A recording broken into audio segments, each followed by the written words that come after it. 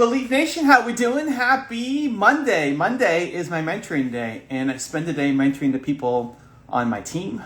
And this is going to be a special surprise for you guys. I'm going to have an amazing entrepreneur woman on here who you're going to learn a ton from, and you're going to love her. So while we wait for her to join, let me just give a quick message of the day on team, because I think when you start something, you've got a big mission, a big vision, you want to do something big, right? But you have to understand that you can't do this alone, that there are people who want to help you. And maybe that's starting off, maybe you can't afford to hire someone at the beginning. That's totally okay. But maybe it's somebody who volunteers, or maybe it's an intern. Even just sharing your ideas and getting it out there to people, because you never know where the connection is going to come from, to say, hey, I know somebody who can help. I've gotten so many great connections from people who I would never have thought would have been an introduction for me, just because I had the courage to share my idea. And I think a lot of people are afraid. A lot of people are afraid of sharing. You're afraid of, what if somebody steals your idea? That's not a good enough reason, because if you sit there and that idea just dies within you, and you could have done more, you could have done something with it. Like, I don't want you to get to the end of your life and look back and say, I could have done something. I could have done something with this. Like, I had that opportunity back in 2021. I could have been something, but I didn't, because I was too afraid to get the idea out there. Does that make sense? Hey, Terry, welcome aboard.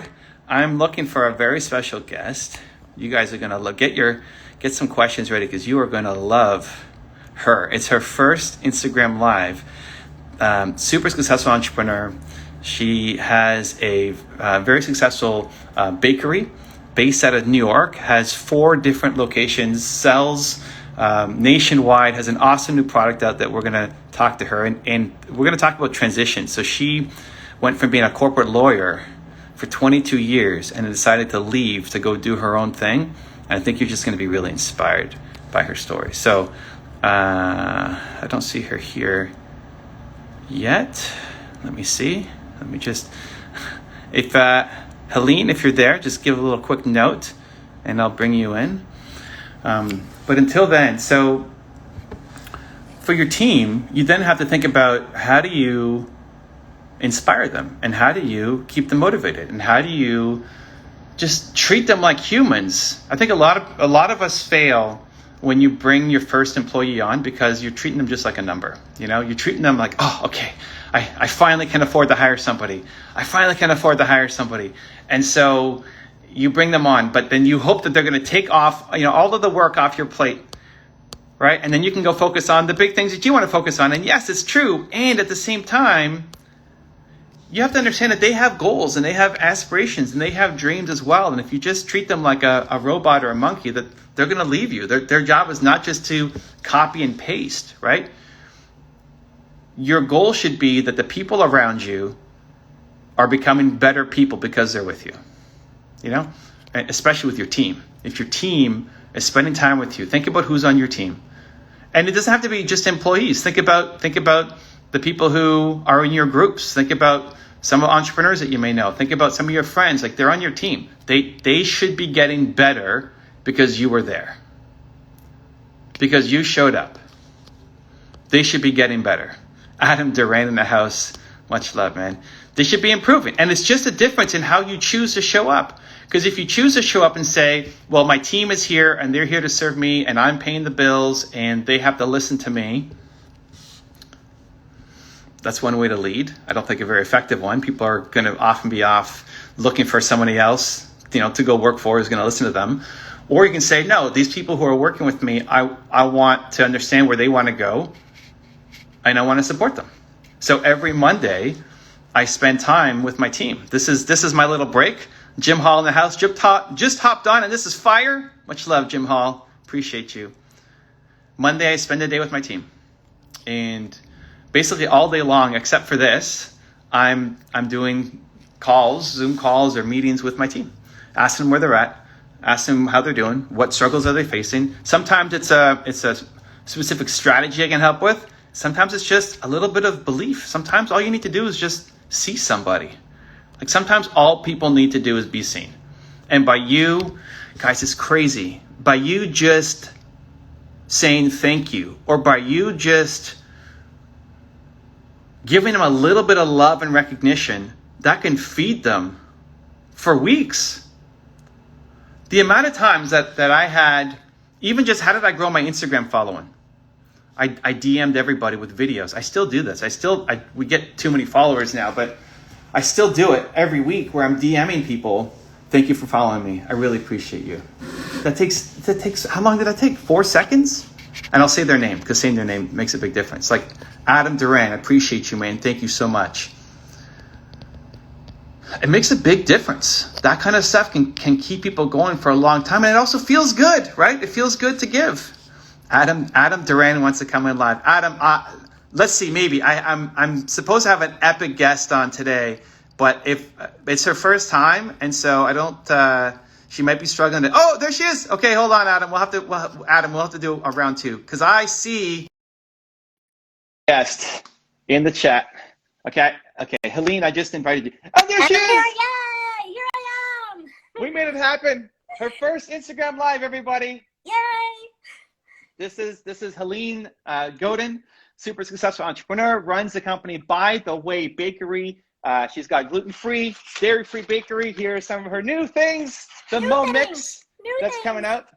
And so I love your story. And you know, we've got Instagram here. We're going to save it, put it on YouTube as well.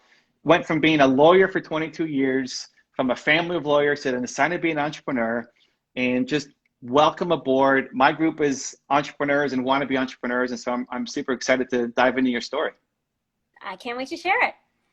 Cool. So one of the things that struck me as I was looking into, you know, your background, so you spent 22 years as a lawyer, you know, that was your identity. And then you decide one day, I'm done with the law. You go talk to general counsel and say, you know, I'm done. And the response was something like, I kind of expected this. We've been giving you twice the amount of work as a normal person anyway. Yes. And we didn't think you'd make it this far anyway, so why don't we dial back? And your response was, no, I think I'm done. I got to go, you know, I got to do my own thing. First off, what was your reaction to that? Where it's like, you've been working me twice as hard as everybody else. You know, what was the first thing through your mind? No, let me clarify. He wasn't working me twice as hard. I was working me twice as hard. Okay. Because if you say jump, I not only say how high, I take anti-gravity lessons to do it even better. I love it. Okay, so then when they said, well, let's talk about dialing it down, you know, if you are your own worst enemy here, that you're working, you know, too long, and that's a, you know, New York law is going to be a crazy number of hour rule. So I guess, like, when do you know when to quit? Like, why was it the time now? You have so much identity wrapped into this. Your family's lawyers, 22 years. It sounds like your general counsel is willing to be flexible and help you out. But how did you decide, no, you know what, it's time to move on? Well, I did it in steps in my head, in that 2 months before, I had thought to myself, this just isn't working. And, you know, I knew that dialing it down wouldn't work, because then I knew I wouldn't be doing the best possible job. And that's not my thing. And so I said, I'm going to give this 2 months. And then I said, no, I'm going to give this a month. No, I'm just going to give this a few weeks, because once you decide to look at what you're doing, you know, it's instead of just doing it, things open up. I had always been afraid to examine it, and I was really happy. And I hit a wall, and for a period of time wasn't ready to admit how unhappy I was, and just kind of buried myself in plowing through. And I don't know what came within me, except just I had sheer exhaustion, and said, no, I gotta stop. I gotta stop. And again, I didn't want to, it was stop completely. It wasn't do it half-assed, because that's just not me. I like it. So we have a lot of entrepreneurs watching, and a lot of people are at the beginning of their journey as well, especially on the replay on YouTube. What advice would you give them if they're in a situation like you, where, listen, you've got a job, you had a very lucrative job. You know, they may not have as lucrative a job, Agreed. but it's paying the bills, and they're, you know, they may not be treated like garbage at their work. It's just kind of like good is the enemy of great. Good is definitely the enemy of great, but you know, I was the extreme because I was working so many hours. I didn't have time to even formulate a plan.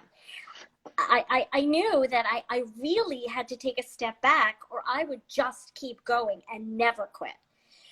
But most people aren't as crazy as you and me, and they're not working as many hours. And you can't say, well, I've got a full-time job, and even I've got a full-time job and a family, so there's no more room. Because you can find 5 or 10 minutes every day to start crafting that plan, to think about ways. No, don't quit your job cold turkey and open a store and then find yourself on a food line. But there are smaller ways to do things. And you've got to, depending on the field, find that smaller way. You know, you want to be a writer, write. You know, you want to be a baker, bake and go to a farmer's market one Sunday just to see if you even really like it. I mean, you should do that with any career change. Test the waters. You don't have to dive in deep. In fact, that could be a mistake, because then you'll find out that what you left behind was actually pretty good, which I've discussed with people. So I love the idea of testing, and I know you, for a brief moment, thought about being a literary agent, and, you know, did one deal with your friend and realized, oh, this is just another desk job, and I don't want this anymore. It's interesting that you went from, so corporate lawyer, crazy hours, but being an entrepreneur is some crazy hours too. Agreed. But it wasn't the hours. It was, this isn't feeding my soul anymore. And I think most people will agree. If you're passionate about what you do, you can do it every waking moment. I love it. So let's dive into this, because I was so curious when I was looking at your story. So, you know, you leave your job, you have 4 days of retirement before you get crazy restless and you're like, I got to do something. And there were a lot of reasons why, you know, with the law, you want to do something totally different, not be a lit agent, but totally different. Why, of all things, a bakery? Because a restaurant is too many nights. But why even a restaurant? So it's like, you're not cooking, you're not... I don't cook. I never, to this day, I don't cook. Right. I do not. My kids used to know when they were little, it's like, oh, Dad's not home, pizza. It was, I wanted to do something community-based. That was really the driving force. It wasn't the product or the business itself. It was, what could I do where I could stay local and really immerse myself in my community and give back a bit. You know, I mean, I spent many years leaving before the sun came up and coming back after the sun came down. And I wanted to experience, when I say something different, I really did want to like see daylight in my town. And so that's how the exploration began. And I could open a lingerie store, but I decided that I actually looked into it and thought, no, not me. Okay, well, that's interesting. I didn't hear that part of the story. So feeding the soul for you was communities. Like, I'm missing, because the work you're doing was important, and you had great clients, and no, you had good... I had great clients and I had great colleagues, but the craft of lawyering had changed. I mean, I give the example. And again, I really liked the clients I worked with, and I loved my colleagues. But like, it was because I was always exceeding expectations. I remember I had a conference call with one of my clients and the people on the other side of the negotiation for whatever we were licensing or doing. And he said, oh, but let's talk 5 minutes before and I'll tell you about the next project. Then we did the call together, and he got on the other side hung up, and he said, so have you started that second project yet? Like, how was I gonna do it? I was with you the entire time.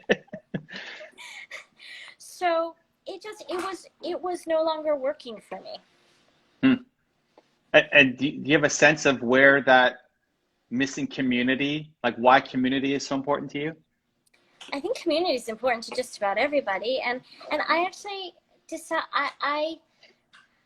maybe it's because my kids were getting, they were in high school and were going to be leaving, or just I just really like people and was discovering that in the job I had, it was a bit too much of a microcosm where I wasn't growing as a person. Yeah. So the reason I asked is there's so many people who watch my content who they want to do something else, but in your case, like you left this lucrative job without knowing where to go next. It wasn't like, hey, I've been having this business plan for a year and it's finally my time. It's like, I have no idea what I want to do next. And you still had the courage to say, I'm out and I'm going to go figure it out. So just guidance or advice you might have for somebody who wants to try to figure out. So like, how do you feed your soul? For you, it's community. For somebody else, it might be something else. But how do you go through that discovery process to figure out what feeding the soul means? You don't have to go cold turkey. You don't have to, as I said, dive in like me. You can do it in little pieces. If you're thinking of opening a knitting store, start by teaching a friend how to make a sweater. Find a piece of the business you want to do and see if you like it and if you want to take it further. Like I took the time and I spent a couple of days with my friend who was a literary agent and decided, nope, not for me. So you said no to lit agent. You said no to lingerie store, which I hadn't heard before, which is interesting. And presumably a whole bunch of other ideas, like why not a yoga studio or a dance school or something? Oh, because I have no sense of rhythm. I'm a terrible dancer. But you can't bake either. But I can't bake either. But you can learn to bake. I feel like dancing. You can do it or you can't. No, but here's the thing: is that it might not have worked. I may have hated baking. Yeah. Right? It's not like I quit being a lawyer, started baking, decided, oh, this really sucks, but I'll do it anyway for the next 22 years. I happen to have stumbled upon the thing pretty quickly that I really liked. But I didn't open a store the next day. This was, it was an accelerated timeline, but it was still a year of first literally teaching myself how to bake and seeing if I liked it. And more important, seeing if I liked running a business, because I'm not a baker. I've never done the baking for, by the way. I've run the business. What is that like? I have to look at ingredient costs and spreadsheets, and I have to come up with menus and plans, and I have to think about seasonality. And that, I had the luxury of not being employed at the time, but I still had to do the homework. You always have to do the homework. So was it just that it was fun? Because I read you're going on little tours and it's stopping on every little bakery along the way and taking notes of decor and ingredients and what they're using and how it tastes and all of these things. Was it just that was for some reason fun for you, where lingerie store and something else wasn't? I looked at it, I thought, what does the community need? And what will I find interesting? And I liked the idea. The lingerie store, you also bring home a bit of sweetness, but a different. But no, I wanted to be able. Oh, we lost your audio. I can't. Did you guys cut out? Or is it just me? Can you guys hear her? I lost the audio for a second. Oh, there we go. We're back. We're back. I wanted. As I did my exploration, it was, what can I do? I love community. What can I do to enhance community for other people, right? And as I was thinking, it was, you know what? If I don't just want to open a regular bakery. I want to open a bakery for people who have special needs, special concerns. Because number one, it's a purple cow, to quote a famous author, and people will travel for it. But number two, it will bring more people to the table. There was something about that resonated with me. And it was really bringing them to the table literally. Like, you have a gluten allergy, you have a dairy allergy, you're kosher. It was, for me, able to say, you don't have to have the fruit plate. I'm very anti-fruit plate. No, I really I wanted to make sure, like, that what I did was a way of sort of giving back, that I would get to be within my community, but I would also create a community for other people. I love it. Their own fields. Well, and now fast forward to today, you've got 4 locations, I believe, in and around New York, Connecticut. You got into places like Whole Foods, which is a crazy story and amazing. And now launching the Momix. The Momix. And what I love about this is, well, one, you get to spread, it almost feels like you get to spread the community across America now. So it's not just coming into the bakery, because there's a story, you know, with this, where it's you and your 11-year-old son, whose name is Mo, and you guys have been making these things forever. What's the goal, and like, why now with Momix? So, you know, one of my secrets is that my business has grown always organically. Mm-hmm. That it was, I started with a little store, I saw how it went, it was doing okay. So I opened a second store, and then I thought, let me try wholesale, and let me see if I can make that happen. And, you know, then it was, well, you know, now I'm in 2 Whole Foods, what can I do to be in more Whole Foods? And we're baking out of a little storefront, but maybe we need a real serious kitchen. And the next thing on my agenda was shipping. And we bake out of an 8,000 square foot facility. It's not small, and yet we barely have room for stamps. Wow. And in order to ship baked goods, it requires a ton of packaging. But Momix is shelf stable. Doesn't take up a lot of space. You make it, you fill the bag, you bring it, you send it out the door. And so it was an opportunity to explore shipping while developing more of a national reputation. And what I love about you is there's so much strategy that goes in everything. You know, it's like, okay, so I wanted to build the Purple Cow business. It has to be a destination site. It has to be something that people will go to and not just rely on local traffic. And so here it's like, okay, I want shipping. I want to explore this thing. What's the soul part of it? Like, what would it mean to you if you know, Christmas, 10 million families had Momix in their stockings? Oh, you should see me when I'm walking down the street and someone else is carrying a bag from one of my stores. I practically assault them. Like, I am so excited that they bought a cookie. Like, it doesn't have to be a giant shopping bag. If it's a cookie, I'm so excited. And like, Thanksgiving is, needless to say, our biggest holiday. And from the very first year, and we were going on our 10th Thanksgiving, when I sit down, I am thankful for all the people who are sitting down at their table sharing my baked goods. That just makes me so happy. How do you scale the community vibe across America through packaged goods, or is that even the goal with what you're trying to do? You know, I love sharing a part of me. I mean, I won't get to meet every person. I don't meet every customer now, but, you know, through telling my story to people like you, and you know, responding to Instagram and other things. And you gave great advice to Adam earlier. Thank you. About the DMs. But, you know, it's enough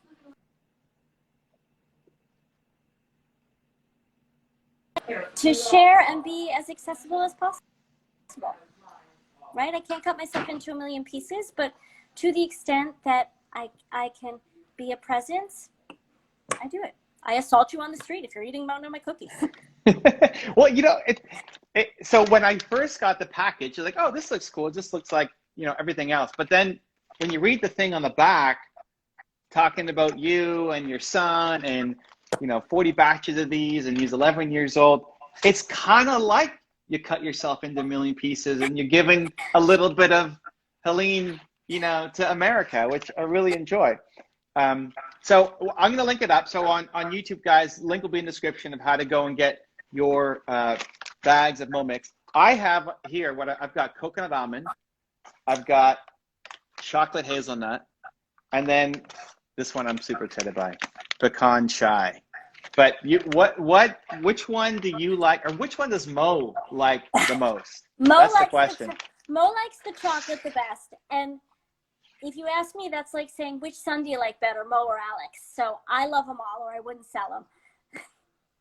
I love it. Cool. So we're going to link all that up, guys, in the description below. any last message that you've got, Helene, for an entrepreneur who wants in this time to say, finally, I'm sick of the life that I've been living. I want to go off and do my thing. I see in this woman such an amazing story that I look up to and want to be like. What parting advice would you give them? Like I've been saying, you may find that you really like what you're doing, or you may find that what you were thinking of doing isn't what you want to do. So baby steps. Start with baby steps, because anyone can begin that exploration. And you may surprise yourself. I love it. Helene Godin in the house. The company is, by the way, Bakery. The product is Momix. We'll link it up. And she's done her first Instagram Live ever. Yay! Appreciate you. Thank you for showing up, and super excited to see this thing take off. All right. Take care. Bye-bye. Much love.